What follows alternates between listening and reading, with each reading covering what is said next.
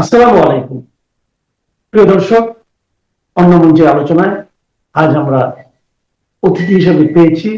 থাম্বনেলে postmortem শব্দটি দেখে অনেকেই হয়তো চমকে গিয়েছেন, ভাবছেন এটা কেন লিখেছি।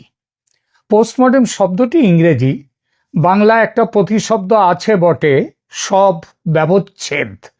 তবে সেটা বেশ শিক্ষিত বাঙালি ছাড়া অন্যদের অজানা। গা-গঞ্জের অশিক্ষিত চাষাভুষো মানুষও পোস্টমর্টেম জানেন, বোঝেন। তারা হয়তো পোস্টমর্টেম বলেন না, পোস্টমর্টেম, কিন্তু ব্যাপারটা একই। এর সহজ মানে হলো মৃতদেহ কাটাছেঁড়া করে আসল জিনিসটি খুঁজে বের করার নাম হচ্ছে পোস্টমর্টেম। আসল জিনিসটি মানে আসল জিনিসটি হলো মৃত্যুর কারণ। পোস্টমর্টেম আর এক অর্থেও ব্যবহার হয়ে থাকে, তা হলো কোনো বক্তব্যকে, কোনো বিষয়কে কাটাছেঁড়া করে তার ভেতরে লুকিয়ে থাকা আসল জিনিসটাকে বের করে নিয়ে আসা। এই পদ্ধতির নাম হচ্ছে পোস্টমর্টেম। গতকাল 23শে জানুয়ারি 2026 তারিখে দিল্লির foreign correspondents club FCC of south Asia, এটা অনেকেই বলছেন যে এটা ভারতে যারা কাজ করেন বিদেশি সাংবাদিকরা তাদের বোধহয় সংগঠন, এটা তা নয়।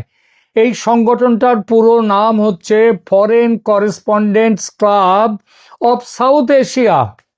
অর্থাৎ এখানে ভারতে কাজ করা সাউথ এশিয়ার বিদেশের করেসপন্ডেন্টদের, সাউথ এশিয়ার, তাদের এখানে একটা সংগঠন। এবং সেই সংগঠন তারাই ডেকেছিল এক সাংবাদিক সম্মেলন। তারাই সম্মেলনের যে কার্ড দিয়েছিল, নিমন্ত্রণ পত্র, আমন্ত্রণ পত্র, সেখানটায় লিখেছিল এখানে একটি রেকর্ডেড অডিও ভার্সনে বক্তব্য রাখবেন প্রাক্তন প্রধানমন্ত্রী। কথাটা বলা হয়নি, বলা হয়েছিল প্রধানমন্ত্রী শেখ হাসিনা।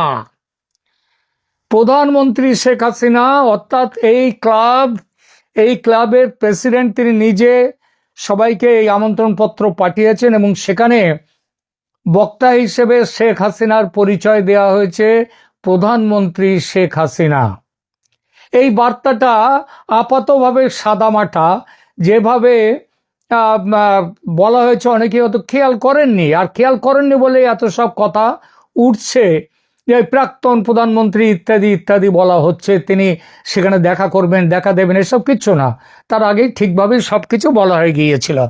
বিষয়টা হচ্ছে মানুষের আকাঙ্ক্ষা, কৌতূহল, এটা কিন্তু একটা প্রচণ্ড উচ্চতায় পৌঁছে গিয়েছিল কালকের এই ভাষণের জন্যে, এই অনুষ্ঠানের জন্যে। সেখানে যেভাবে মানুষ ভেবেছিল, যেভাবে 71-এর 7ই মার্চ বঙ্গবন্ধু ডাক দিয়েছিলেন মানুষকে যুদ্ধে নামার জন্য, মনে পড়ে সেই ডাক? একটু শুনে নিন যখন কথাটা উঠলই। এবং তোমাদের যা কিছু আছে তাই নিয়ে প্রস্তুত থাকো। মনে রাখবা, রক্ত যখন দিয়েছি, রক্ত আরো দেব, এই দেশের মানুষকে মুক্ত করে ছাড়বো ইনশাআল্লাহ। তার সঙ্গে ভেবেছিল, মানুষের ভাবনা ছিল, তার সঙ্গে শেখ হাসিনার গতকালকের ভাষণের একটা যেন তুলনা মানুষের মনের মধ্যে স্বাভাবিকভাবেই এসে গিয়েছিল, যে শেখ হাসিনাও হয়তো কালকে এরকম উদ্দীপ্ত কোনো ভাষণ দেবেন। কিন্তু তিনি খুব থেমে থেমে শান্তভাবে তার যা বলার সেই কথাগুলো বলেছেন। ইউটিউবের বহু চ্যানেল শেখ হাসিনার ভাষণ টেলিকাস্ট করেছে গতকাল। বাংলাদেশের বিরাট সংখ্যক মানুষ দেখেছেন ও শুনেছেন সে ভাষণ, কিন্তু তাদের প্রতিক্রিয়া যেন কি যেন পেলাম না ঠিক মতো, কেমন যেন নরম। গত কয়েক মাসে জননেত্রী শেখ হাসিনা বেশ কিছু অডিও ভাষণ দিয়েছেন দলের নেতাকর্মীদের উদ্দেশ্যে। বিভিন্ন দেশি বিদেশি সংবাদ মাধ্যমে ইমেল মারফত ইন্টারভিউ দিয়েছেন, কিন্তু পাবলিক মঞ্চে এই প্রথম তার ভাষণ। যদিও রেকর্ড করা অডিও ভাষণ, তবুও বাংলাদেশের মানুষের তীব্র কৌতূহল ছিল তিনি কি বলেন সেটা জানার জন্য। আমার চ্যানেলের এমন কিছু নিয়মিত দর্শক আছেন যারা ফোনে নিয়মিত যোগাযোগ রাখেন আমার সঙ্গে। 2-5 জন ছাড়া এদের সবাই আওয়ামী লীগের সমর্থক।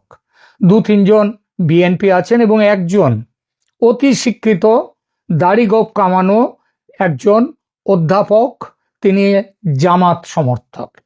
এদের প্রায় সবাই কাল সন্ধে আর আজ সকাল থেকে ফোন করছেন আমাকে। সবার একটাই বক্তব্য, দাদা নেত্রী কি বললেন বলুন তো। যারা আওয়ামী লীগ সমর্থক তাদের কথা শুনে মনে হলো তাদের মন ভরেনি, তারা আরও কিছু চেয়েছিলেন। জ্বালাময়ী কোনো ভাষণ, রাস্তায় নেমে এসে ঝাঁপিয়ে পড়ার ডাক। বিএনপি সমর্থকরাও শুনেছেন হাসিনার ভাষণ, তারাও একটু থমকে গেছেন। খবর পেয়েছি মোহাম্মদ ইউনূস এবং তার উপদেষ্টারাও শুনেছেন। তারাও ভেবেছিলেন জামাতকে রুখতে, ইউনূসকে রুখতে হয়তো নেত্রী স্পষ্টভাবে বিএনপির সঙ্গে একটা সম্পর্ক তৈরির কথা বলবেন, সেটা বললে আবার ইউনূসের লোকজনদের সুবিধা হয়। আর জামাতের সমর্থক অধ্যাপক ভদ্রলোক তো দৃশ্যত বেশ খুশি। শেখ হাসিনার ভাষণ সাড়া ফেলতে পারেনি, তিনি স্পষ্ট বললেন। তিনিও ভেবেছিলেন শেখ হাসিনা নিশ্চয়ই তার বাবার দেয়া 7 মার্চের মতো কোনো জ্বালাময়ী ভাষণ দেবেন। আসলে 71 আর 26 তো এক নয়। বঙ্গবন্ধু ভাষণ দিয়েছিলেন তার দেশের মাটিতে দাঁড়িয়ে, শেখ হাসিনা বিদেশে ভারতের মাটিতে নির্বাসিত জীবনে। বঙ্গবন্ধু যখন ভাষণ দিয়েছিলেন তখন তিনি বন্দী ছিলেন না, কিন্তু নির্বাসিত জীবনে রয়েছেন এখন শেখ হাসিনা। বঙ্গবন্ধুর শ্রোতা ছিল দেশের আপামর মানুষ। শেখ হাসিনার কালকের ভাষণ ছিল বিদেশি সাংবাদিকদের আয়োজিত সভায়। 71-এর লড়াই ছিল বিদেশি 71-এর লড়াই ছিল পাকিস্তানি হানাদারদের বিরুদ্ধে, আর 26-এর লড়াই বিপথগামী ঘরের মানুষের বিরুদ্ধে। তাছাড়া গত 55 বছরে গঙ্গা, মেঘনা, পদ্মা, যমুনা দিয়ে অনেক জল গড়িয়ে গেছে।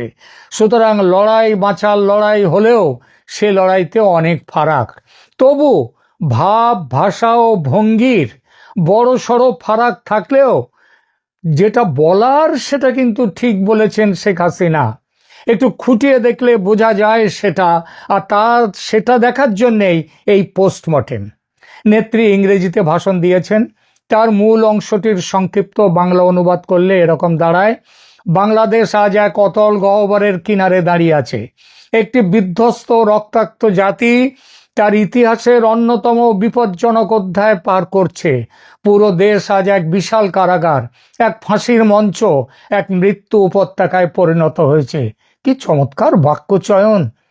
খুনি ফ্যাসিস্ট ইউনূস একজন সুদখোর, অর্থ পাচারকারী, লুটেরা এবং দুর্নীতিবাজ, ক্ষমতালোভী, বিশ্বাসঘাতক।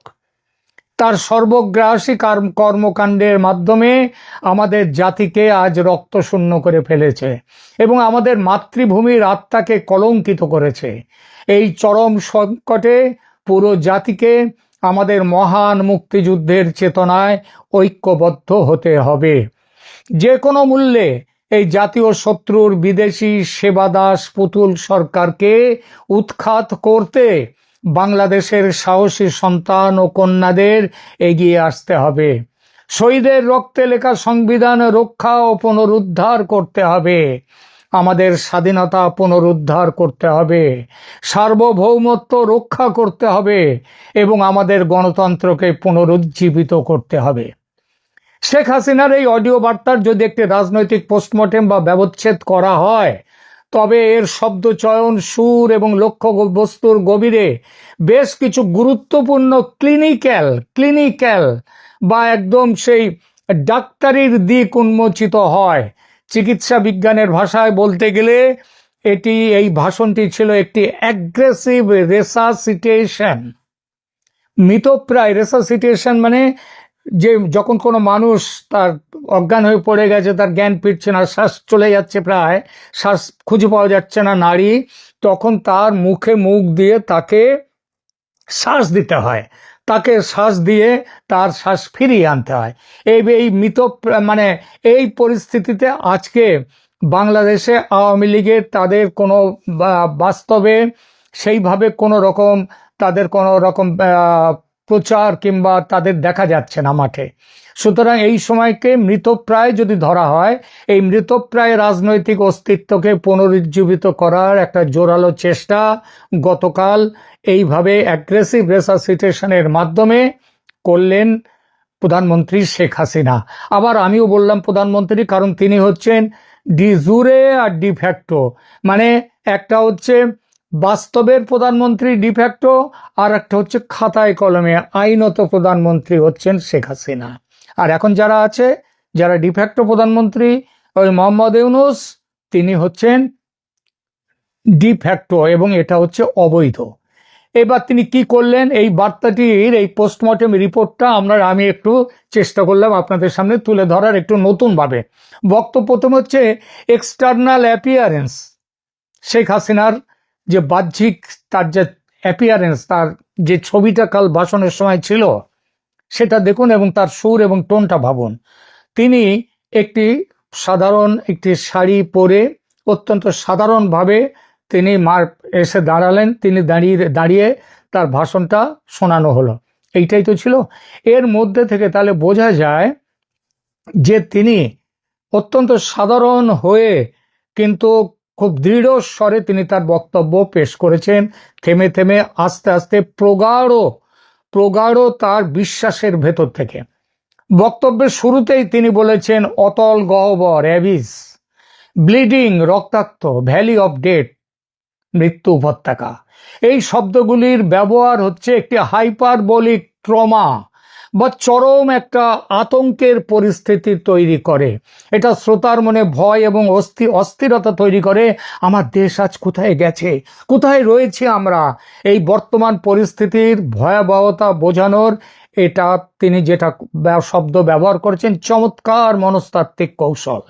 দ্বিতীয় আমরা আসি প্যাথোলজিক্যাল অ্যানালিসিসে।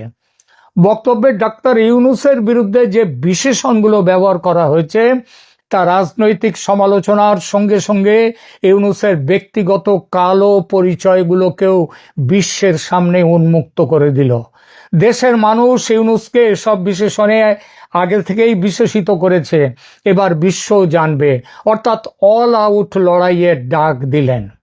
আক্রমণের ধরনটা দেখুন, তিনি ইউনূসকে বলছেন সুদখোর, অর্থ পাচারকারী, বিশ্বাসঘাতক, এবং তার জন্য কি ডায়াগনোসিস করলেন রোগের, তিনি প্রতিপক্ষকে নৈতিকভাবে দেউলিয়া প্রমাণ করার মাধ্যমে নেত্রী তার নিজের সরকারের ওপরে যে অভিযোগ করা হয় 15 বছরের ফ্যাসিস্ট শাসন, সেই শাসনকে যে বৈধ ছিল আজকের বাংলাদেশের সাথে তার সময়ের বাংলাদেশের একটা তুলনা করে এবং ইউনূসের চরিত্রগত পার্থক্যতা দেখিয়ে দিয়ে তিনি বলে দিলেন তার শাসনের বৈধতা। ইউনূস শাসনের ক্যারেক্টার অ্যাসাসিনেশন বা চরিত্র হননের মাধ্যমে তার সরকারকে অনেক ভালো রাজনৈতিক স্পেস দিলেন বিশ্বের সামনে। এরপরে আসুন কার্ডিওভাস্কুলার সিস্টেম, আবেগ ও জাতীয়তাবাদকে তিনি কিভাবে ব্যবহার করেছেন, তিনি কি বলেছেন। তিনি বারবার স্পিরিট অফ লিবারেশন ওয়ার, বাংলাদেশের জন্মই তো হচ্ছে এই লিবারেশন ওয়ার, মুক্তিযুদ্ধের চেতনায়, বাঙালি জাতীয়তাবাদের চেতনা এবং সংবিধানের কথা তিনি উল্লেখ করেছেন বারবার। এর কার্যকারিতাটা কি, তার দলীয় কর্মীদের শুধু নয়, দলের বাইরে যারা আছেন তাদের সঙ্গে একটা ইমোশনাল কানেক্ট বা আবেগীয় সংযোগের তিনি চেষ্টা করলেন এবং সেটা করতে সমর্থ হলেন। এটি এই বাঙালি জাতীয়তাবাদ, মুক্তিযুদ্ধের চেতনা, সংবিধান, এগুলো হচ্ছে বাংলাদেশের শরীরের মূল ধমনী। এই ধমনী কেটে রক্তপাত করা হচ্ছে, এখন মেরে ফেলার চেষ্টা হচ্ছে এই বাংলাদেশকে। এই কথা তিনি বুঝিয়ে দিলেন, যা শুনে কর্মীদের রক্তে উদ্দীপনা যোগাবে। সংবিধানের দোহাই দিয়েও তিনি বললেন যে অন্তর্বর্তীকালীন সরকার একটা বেআইনি পুতুল সরকার, বিদেশের হাতের খেলনা। এরপরে আসুন নার্ভাস সিস্টেম, কৌশলগত সংকেতটাতে তার বক্তব্যে কি উঠে আসে। বক্তব্যের সবচেয়ে গুরুত্বপূর্ণ অংশ হলো সরাসরি ওভারথ্রো করা, ইউনূস সরকারকে উৎখাত করার ডাক দেয়া। এর উদ্দেশ্যটা কি? এর উদ্দেশ্য হলো 12ই ফেব্রুয়ারি নির্বাচনকে কেন্দ্র করে দলীয় কর্মীদের মাঝে একটি ফাইট অর ফ্লাইট রেসপন্স তৈরি করা, অর্থাৎ হয় রাজপথে নেমে প্রতিরোধ করো। এই প্রতিরোধে নামার ভাষাটা শেখ মুজিবরের মতো, বঙ্গবন্ধুর মতো সেই এক টোনে নয়, কিন্তু সেই একই কথায় কিন্তু এখানে উঠে এসেছে যে হয় রাজপথে নেমে প্রতিরোধ করো, নয়তো অস্তিত্ব বিলীন হওয়ার অপেক্ষায় থাকো। ভাষণের খুব লক্ষণীয় বিষয়, তিনি কিন্তু পথে পথে প্রতিরোধ গড়ে তোলার ডাক দিয়েছেন। তাহলে পোস্টমর্টেম টেবিলে কি মূল পাওয়া গেল? ব্যবহৃত তিনি মানে অক্সিজেন হিসেবে তিনি ফুসফুসে অক্সিজেন হিসেবে তিনি সংবিধান পুনরুদ্ধার, জাতীয়তাবাদ, মুক্তিযুদ্ধের চেতনা, এসব শব্দগুলো ব্যবহার করেছেন, এইগুলোকে নিয়ে এসছেন। আন্তর্জাতিক মহলে এই সরকারের বৈধতা নিয়ে প্রশ্ন তুলেছেন। তার কৌশলটা কি? না, ইউনূস হচ্ছেন, এই সরকার হচ্ছে বিদেশি সেবাদাস, সার্বভৌমত্বের ভয় দেখিয়ে সাধারণ মানুষের যে সার্বভৌমত্ব চলে যাচ্ছে এই সরকারের হাতে, এইটা বলে তিনি মানুষের জাতীয়তাবাদকে তিনি এগিয়ে নিয়ে চলে যাওয়ার পথে বড় তিনি সংকেত দিলেন এবং সেই কথা বললেন। এরপরে দেশকে মুক্ত করতে গেলে লিভারের ডিটক্সিকেশন, সেটা করতে গেলে কি করতে হবে? তিনি দুর্নীতিবাজ ও লুটেরা এই এদেরকে দেশ থেকে, এরাই সব কিছুর মূল, এদেরকে, কারণ তার সময় তো সত্যি বাংলাদেশ এগিয়ে গিয়েছিল, তারা 38% থেকে দারিদ্র সীমা সেটা 18%-এ নামিয়ে এনেছিল, এটা কম কথা নয়। এবং তিনি এই সব কিছুর পেছনে তিনি কোন কিসের ওপরে ভিত্তি করে তিনি এই তার যে লড়াইয়ের আগামী দিনের কাঠামোটা তৈরি করছেন, সেটা কিসের? মুক্তিযুদ্ধের চেতনার ওপরে ভিত্তি করে। এই অডিও বার্তাটি কোনো নমনীয় রাজনৈতিক সমঝোতার ইঙ্গিত দেয় না, বরং এটি একটি তীব্র এক্সিস্টেন্সিয়াল ব্যাটেল বা অস্তিত্ব বাঁচাবার লড়াইয়ের ঘোষণা। ডক্টর ইউনূসকে ব্যক্তিগতভাবে আক্রমণ করে তিনি মূলত তৃণমূল কর্মীদের এই বার্তা দিয়েছেন যে আওয়ামী লীগ এখনো মাঠ ছাড়েনি, আর এবার ঘরে বসে থাকার দিন শেষ, এখন লড়াই করে বাঁচতে হবে। এই লড়াইয়ে আন্তর্জাতিক ন্যারেটিভ তৈরির জন্য ছিল কালকের সভা। পশ্চিমা বিশ্ব এবং ভারতের কাছে জামাতকে, পশ্চিমা ভারত তো চেনেই জামাতকে, কিন্তু পশ্চিমা বিশ্বের কাছে জামাতকে একটি চরমপন্থী নাশকতাবাদী মৌলবাদী শক্তি হিসেবে উপস্থাপন করলেন। বিএনপির সমালোচনা না করে কেবল জামায়াতকে আক্রমণ করার মাধ্যমে তিনি বোঝাতে চেয়েছেন যে বর্তমান পরিস্থিতির সুবিধা নিয়ে বাংলাদেশে উগ্রবাদ মাথাছাড়া দিচ্ছে, এটি আন্তর্জাতিক মহলের ব্যাপকভাবে তিনি কিন্তু ছড়িয়ে দিলেন। এরপরে আসি নির্বাচনী সমীকরণ নিয়ে তিনি কি ভাবছেন, সেটাও কিন্তু উঠে এসেছে। 12ই ফেব্রুয়ারি নির্বাচনকে সামনে রেখে তিনি হয়তো বিএনপিকে একটা সিগন্যাল দিতে চেয়েছেন যে ভবিষ্যতে কোনো এক পর্যায়ে আওয়ামী লীগ বিএনপির সাথে ক্ষমতার ভারসাম্য নিয়ে আলোচনার পথ খোলা রাখবেন। সাধারণ আওয়ামী লীগ সমর্থকরা শেখ হাসিনার কালকের ভাষণকে কেউ কেউ নরম ভাবতেই পারেন, কিন্তু এই অডিও বার্তাটি বাংলাদেশের রাজনৈতিক অঙ্গনে কিন্তু পলিটিক্যাল শকওয়েভ তৈরি করেছে। যারা বুঝবার বিপক্ষে বসে যারা বুঝবার তারা কিন্তু সব ভালোই বুঝতে পেরেছে। অন্তর্বর্তী সরকার কি প্রতিক্রিয়া দিয়েছে একটু বলি। সরকার বিষয়টিকে অত্যন্ত গুরুত্বের সাথে নিয়েছে। তারা সরকারের উচ্চপদস্থ পর্যায় থেকে বলা হয়েছে ভারতের মাটি ব্যবহার করে বাংলাদেশের বিরুদ্ধে উস্কানিমূলক বক্তব্য দেওয়াকে বন্ধুত্বের পরিপন্থী এবং বাংলাদেশের আভ্যন্তরীণ বিষয়ে হস্তক্ষেপ হিসেবে দেখছে সরকার। এটা পাগল না হলে এই কথা বলে না। দুদিন আগে বাংলাদেশ থেকে তার পরিবারের সমস্ত দূতাবাসের কর্মীদের ফেরত নিয়ে এসে বা কর্মীর পরিবারদের ফেরত নিয়ে এসে ভারত তার যা বক্তব্য সেটা বুঝিয়ে দিয়েছে এবং গত 1.5 বছর ধরে একটু একটু করে বোঝাচ্ছিল, এখন পরিষ্কার করে বুঝিয়ে দিয়েছে। সুতরাং বন্ধুত্বর পরিপন্থী এখন বাংলাদেশ ভারতের বন্ধু নয়, এটা ভারত পরিষ্কার করে বলে দিয়েছে। এরপরে অন্তর্বর্তী সরকারের যিনি অ্যাটর্নি জেনারেল, তার অফিস থেকে ইঙ্গিত দেওয়া হয়েছে যে বিদেশে বসে রাষ্ট্রদ্রোহমূলক বক্তব্য দেওয়ার অপরাধে শেখ হাসিনার বিরুদ্ধে নতুন করে আইনি ব্যবস্থা নাকি নেওয়া হতে পারে। নাও না, মৃত্যুদণ্ড দেওয়া হয়েছে, একবার তো মৃত্যুদণ্ড দিয়েছ, আরও 100টা মৃত্যুদণ্ড দেওয়া হয় না, শরীর তো একটাই, কটা মৃত্যুদণ্ড দেবে? রাজনৈতিক দলগুলোর অবস্থান কিন্তু বেশ চমৎকার। বিএনপি নেতারা বেশ সতর্ক প্রতিক্রিয়া দিচ্ছেন। জামাতের প্রতি আমেরিকার সমর্থন নিয়ে বিএনপি ইতিমধ্যেই চূড়ান্ত ক্ষুব্ধ। ভোটে জালিয়াতি করে ইউনূস জামাতকে জেতাবেন, সে কিভাবে জেতাবেন তার অনেক খবর বেরিয়ে আসছে, সেটাও দেখছে বিএনপি। একটা খবর এর সাথে ঝড়ের বেগে বইছে ভেতর ভেতর যে 12ই ফেব্রুয়ারি তৈরি হয়ে মাঠে নামবে বিএনপি এবং ভারত তাদের সমর্থনেও থাকবে। আর আওয়ামী লীগ সঙ্গে থাকলে তো কথাই নেই, সরকার বিরোধী শক্তির জোর তো বাড়বে। তাহলে সেটাই কি গৃহযুদ্ধের শুরু? হতেও পারে।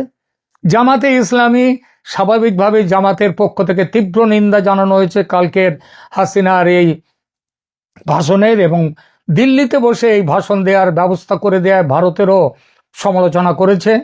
কিন্তু সাধারণ মানুষ কি বলছে?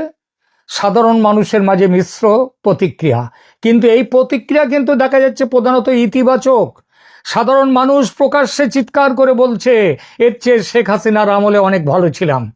সাধারণ মানুষ খুশি এটা ভেবে যে জননেত্রী অবসরের কথা বলছেন না, রুখে দাঁড়াবার কথা বলছেন, তার মানে তিনি যুদ্ধের জন্য তৈরি, আর তিনি নেতৃত্বে থাকলে বাংলাদেশের মানুষের জয় অনিবার্য। মানুষ বুক বাঁধছে সেই আশায়। এই হলো কালকের শেখ হাসিনা, প্রধানমন্ত্রী শেখ হাসিনার ভাষণের একটা পোস্টমর্টেম। কেমন লাগলো জানাবেন আর কমেন্ট করে। গতকাল foreign correspondents association of south Asia দিল্লিতে একটি প্রেস কনভারসেশনের আয়োজন করেছিল। সেখানে আওয়ামী লীগ নেতৃবৃন্দ উপস্থিত ছিলেন এবং সেখানে অডিও ভাষণ প্রদান করেছেন আওয়ামী লীগের সভানেত্রী বাংলাদেশের প্রধানমন্ত্রী শেখ হাসিনা। ইতিমধ্যে এই ভাষণ নিয়ে অনেক আলোচনা হয়েছে। আমি খুব কিছু পয়েন্টস বলবো।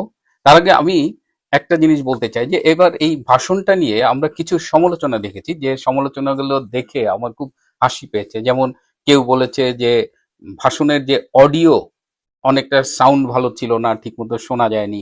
অনেকে বলেছে যে গোছানো বক্তৃতা ছিল না, অনেকে বলেছে ইংরেজিটা আরো ভালো হতে পারতো।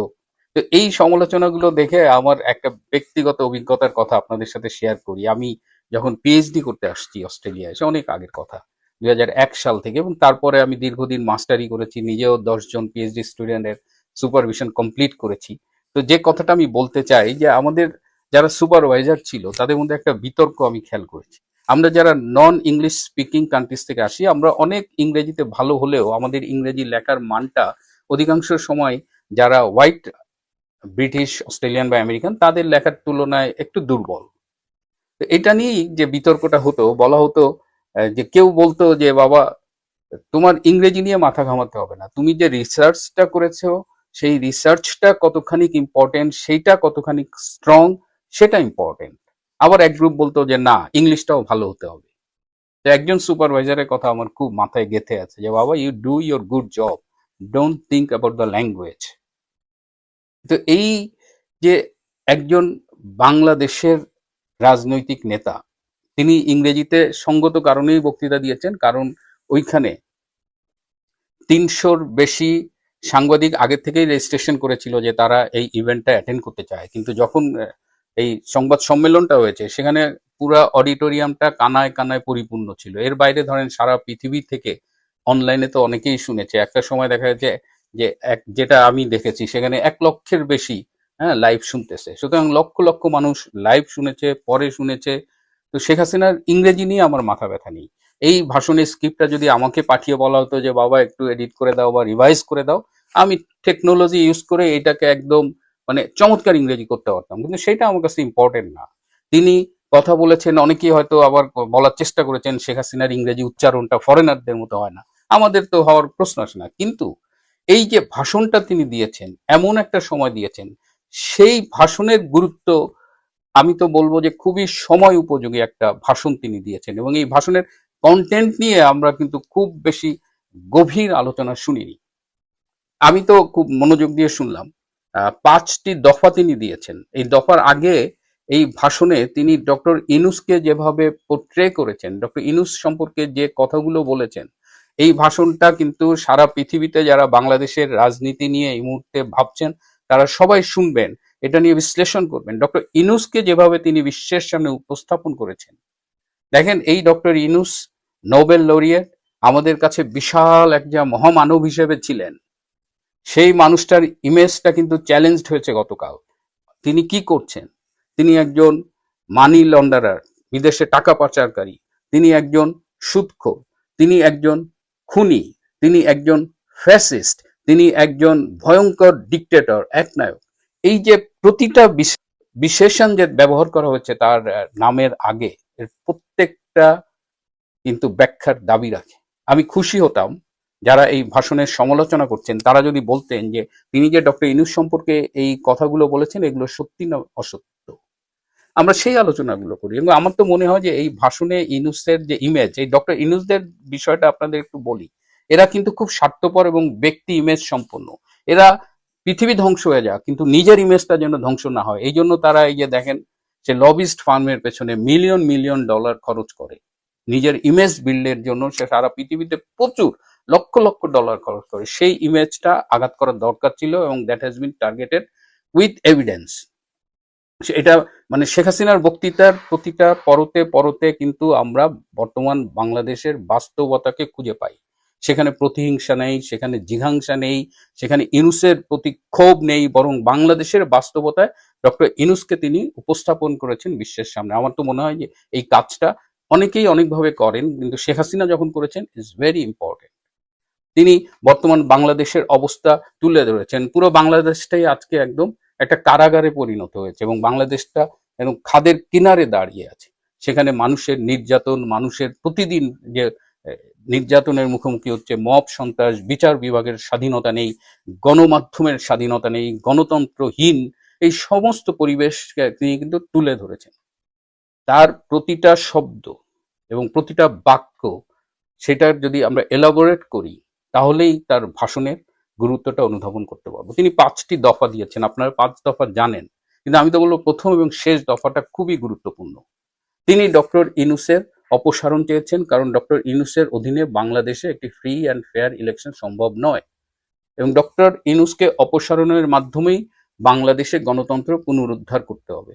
ফেয়ার এনাফ, ডক্টর ইউনূসের অধীনে যেহেতু একটা অবাধ, সুষ্ঠু, নিরপেক্ষ নির্বাচন সম্ভব নয়, সুতরাং তার অপসারণটা জরুরি এবং তিনি বাংলাদেশকে পুনরুদ্ধারের যে সংকল্প ব্যক্ত করেছেন এবং এর জন্য দেশবাসীর প্রতি যে আহ্বান জানিয়েছেন, দ্যাটস ভেরি ইম্পর্টেন্ট। অনেকে বলেছেন যে এর আগে অনেক অডিও ভাষণে, বার্তায় তিনি বলেছেন ভোট বর্জন করতে হবে, কিন্তু গতকাল তিনি এ ব্যাপারে কিছু বলেননি। তিনি তো পুরো নির্বাচনটাই মানে আর অ্যাকসেপ্ট করছেন না। ভোট বর্জন তো পরের কথা। এবং বাংলাদেশে নির্বাচন 12 তারিখে হবে, এটার একটা সম্ভাবনা যেমন আছে, এটি না হবার পেছনে কিন্তু কাজ করবার এখনো চলছে। সুতরাং একেবারেই উড়িয়ে দিয়েন না যে 12 তারিখে নির্বাচন হবে না, বাট হওয়ার একটা সম্ভাবনা তৈরি হয়েছে।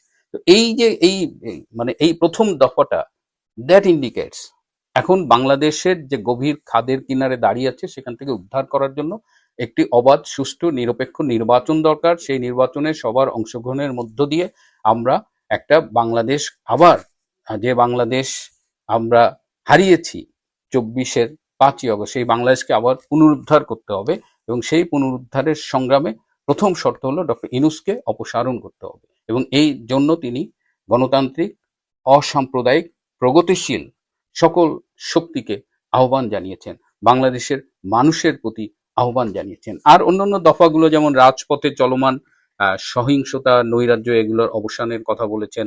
সংখ্যালঘু, নারী, প্রান্তিক জনগোষ্ঠীর নিরাপত্তা নিশ্চিত করার কথা বলেছেন। সাংবাদিক, আওয়ামী লীগ এবং বিরোধী দলের নেতাকর্মীর বিরুদ্ধে যে রাজনৈতিক উদ্দেশ্য প্রণোদিত আইনের অপব্যবহারের মাধ্যমে যে নির্যাতন চলছে, সেগুলোর অবসান চেয়েছেন। এবং 5 নম্বর দফাটা, যেটা আমি আবারও বলছি, দ্যাটস এগেইন ভেরি ইম্পর্টেন্ট, তিনি বিগত বছরে বাংলাদেশের সংঘটিত যে অপরাধ, খুন, রাহাজানি যা যা হয়েছে, সেটির একটি নিরপেক্ষ তদন্ত করবার জন্য জাতিসংঘের প্রতি আহ্বান জানিয়েছেন। আমার মনে হয় যে জাতিসংঘ should respond to this appeal, এই আবেদনে সাড়া দেওয়া উচিত। কারণ জাতিসংঘ এর আগে যে একটি ডক্টর ইউনূসের অনুরোধে একটি রিপোর্ট করেছে বাংলাদেশে জুলাই আগস্ট 24-এর এই হত্যাকাণ্ড এবং অন্যান্য বিষয় নিয়ে, সেটি এতটাই বিতর্কিত যে পুরো জাতিসংঘ মানবাধিকার কমিশনের ইমেজই প্রশ্নবিদ্ধ হয়েছে এবং সেখানে ভলকার তুর্ক যে কাজটি করেছেন, এবং যেটা আপনারা হয়তো অনেকে জানেন না, যে এই তদন্ত করার জন্য জাতিসংঘের কোনো বাজেট ছিল না, এই টাকাটা ডক্টর ইউনূস দিয়েছে। তো ডক্টর ইউনূসের এটা একটা পেইড রিপোর্ট ছিল, যেটা এই ভলকার তুর্কের মতো কিছু লোক করে পুরো জাতিসংঘ মানবাধিকার কমিশনকে বিতর্কিত করেছে। তো আজকে জাতিসংঘের উচিত সত্য, আমাদের আসলে এই মুহূর্তে সত্যটা জানতে হবে। জুলাই আগস্ট সহ পরবর্তীতে যত হত্যাকাণ্ড, যত অন্যায় হয়েছে, যত নৈরাজ্য হয়েছে, এগুলোর একটা নিরপেক্ষ তদন্ত দরকার এবং এই তদন্তটা কেন দরকার সেটিও শেখ হাসিনা খুব স্পষ্ট করে বলেছেন, যে আমাদের একটা সমাজে, আমাদের দেশে যে একটা ক্ষত তৈরি হয়েছে, সেই ক্ষত নিরাময়ের জন্য, একটি রিকনসিলিয়েশনের জন্য এবং একটি ঐক্যবদ্ধ বাংলাদেশ গড়ে তুলবার জন্য, এবং সেখান থেকে মানে বর্তমান যে বাংলাদেশ ধ্বংসের কিনারে দাঁড়িয়ে আছে, সেখান থেকে উত্তরণ ঘটিয়ে সামনে যাবার জন্য এই এই জাতিসংঘের এই তদন্তটা দরকার। আমাদের সবার মিলে বাংলাদেশকে উদ্ধার করতে হলে প্রথম শর্ত, সেই প্রথম দফা ডক্টর ইউনূসের অপসারণ। সুতরাং আমরা আমরা মনে করি যে শেখ হাসিনার এই ভাষণটি নিয়ে অনেক আলোচনা হতে পারে, হওয়া উচিত, এবং আলোচনাগুলো একটু মানে আমি একটা গভীর আলোচনা চাই। এই ইংরেজি ভাষা, অডিও কোয়ালিটি, হ্যাঁ, সংবাদ সম্মেলন আয়োজনটা খুব গোছালো হয়নি, এগুলো খুব মানে গুরুত্বহীন আলোচনা। গুরুত্বপূর্ণ আলোচনাটা নিয়েই আসুন আমরা কথা বলি। আমি শেখ হাসিনাকে মানে একটা ধন্যবাদ জানাতে চাই, অত্যন্ত সময় উপযোগী একটা এবং দিক নির্দেশনামূলক একটা বক্তব্য দেওয়ার জন্য। প্রিয় বন্ধুরা, আজ এ পর্যন্তই। ভালো থাকবেন, সুস্থ থাকবেন, তার চেয়েও জরুরি হলো নিরাপদে থাকবেন।